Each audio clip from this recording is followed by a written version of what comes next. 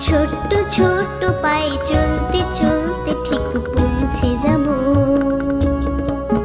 সেই চাঁদের পাহাড়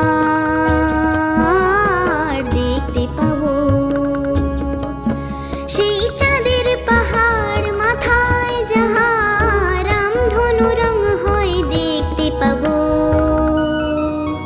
ঠিক পৌঁছে যাব এই ছোট্ট ছোট্ট পায়ে চলতে চলতে ঠিক পৌঁছে যাব। এই ছোট্ট ছোট্ট পায়ে চলতে চলতে ঠিক পৌঁছে যাব।